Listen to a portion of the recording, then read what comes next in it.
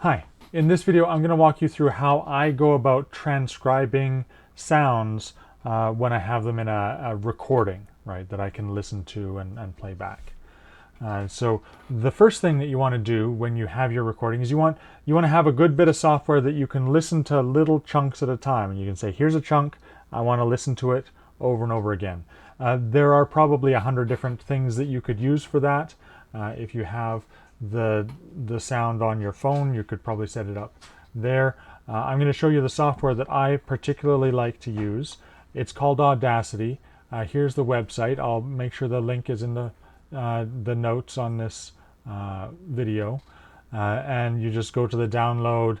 You can download for Windows, for Mac, for Linux, and if you want, if you're, I mean, you're probably, there's a good chance that you haven't used Audacity before. It's not entirely intuitive. I'm going to show you how it works for me, but I'm not going to spend a lot of time on the how-tos. If you want a good how-to on Audacity, there's plenty of them on YouTube. Just click, how do I use Audacity? How do I play stuff back? It's a piece of software that you can do a lot of very high-end audio editing and stuff for. We're not going to need it for that for now, but it's a bit of free software, easy enough to download, fairly straightforward to get to know how to do the basic stuff. So that's why I'm using it as the focus right now. Just because there's like some other stuff that I'm going to use. I'm going to use this IPA keyboard. That's where I'm going to be typing in the transcription for now.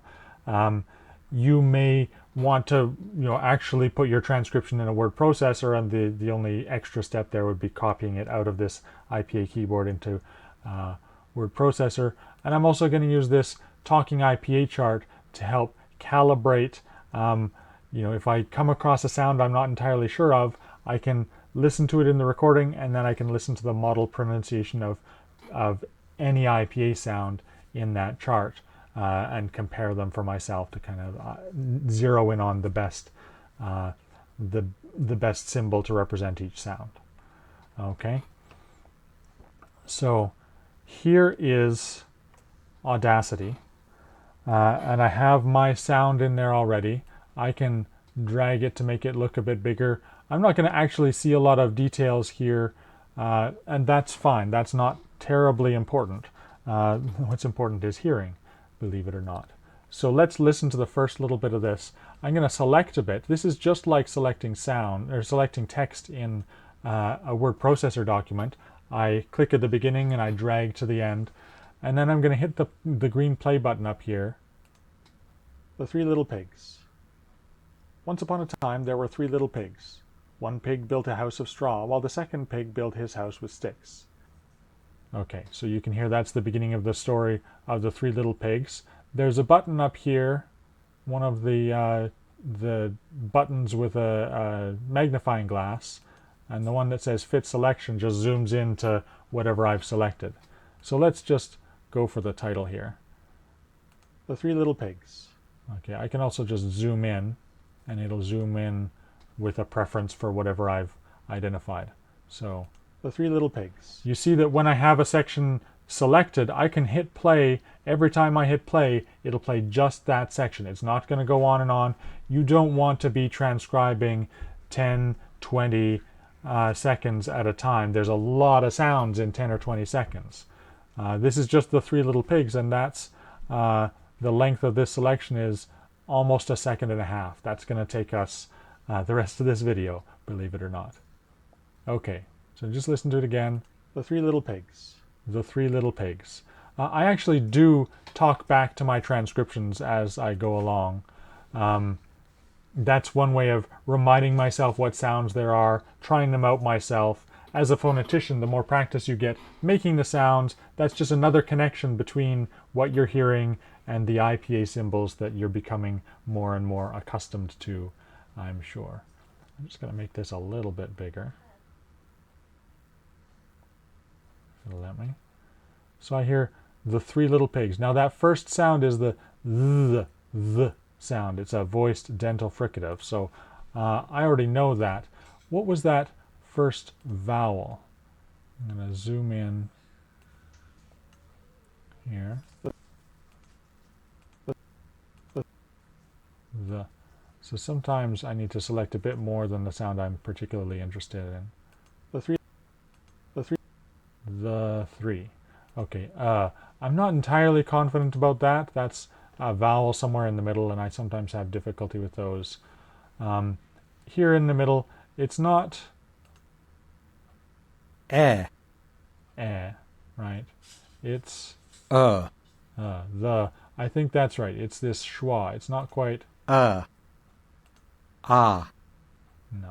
So I can click around until I find something that sounds right. I think it's this one. So I look at that character. I'm going to go back here. I find that character with the E's, the. Okay, I've got my first word, the. And then I go back to my sound. Three. So the three. I actually can use the space bar to play whatever is selected. The three. So three starts with that th sound, the voiceless dental fricative. And I actually hear the R in there, so I'm going to put an R from my keyboard.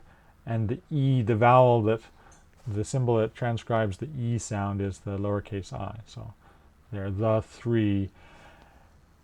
And that's really it. I'm actually not going to do that whole introductory bit because everything from here on is just the same thing over and over again. You select a bit of the sound, and I recommend picking one or two words.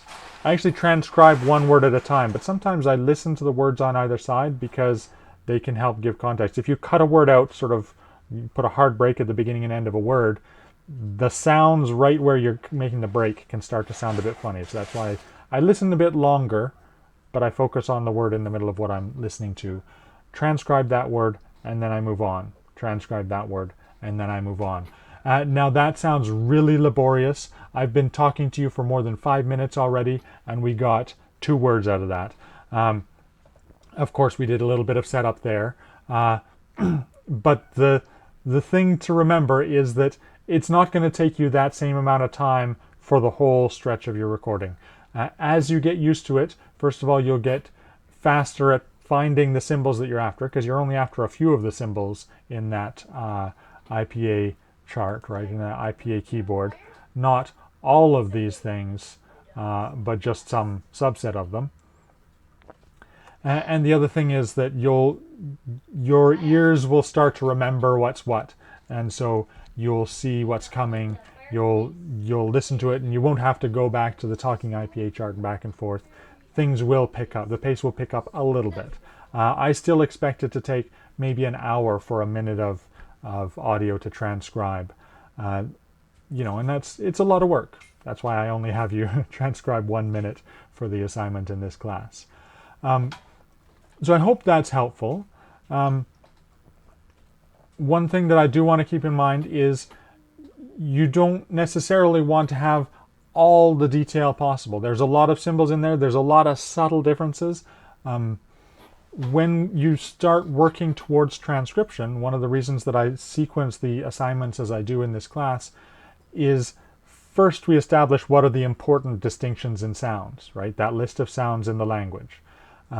So I'm not asking for you to transcribe anything. All of your transcriptions should just be the symbols that are in that list, right? If you think you hear something that's outside of that list, ask yourself, is it really close to one of the sounds on that list? And if it's really close to one of the sounds on that list, and the difference between what you have on the list and what you find as you're going through the transcription, if that difference isn't an important difference in the language, then just go with the symbol, the sound on the list, right? For now. As you get deeper, as you become a fully fledged phonetician and you want to get deeper, you can start to tease apart those differences, because sometimes those are important. You may want to teach people, hey, when you have this sound and it's in this context, maybe before a sound that's made at the lips, it's going to be pronounced a bit different than if it's before a sound that's made at the soft palate, for example. The things around a sound can affect how it comes out, and to notice that is one of the very useful skills that you can have as a phonetician. But for now, we're looking for the big ticket items, the main distinctions in sounds that we looked at in the earlier assignments. So don't over focus on the minute details. Find something that fits that list, and go with that. If you have questions, you can always ask me. That's fine. But really, at this point, you have a bunch of really useful skills that can add up to being able to do this transcription. All right, so I hope that's helpful. Enjoy transcribing your language.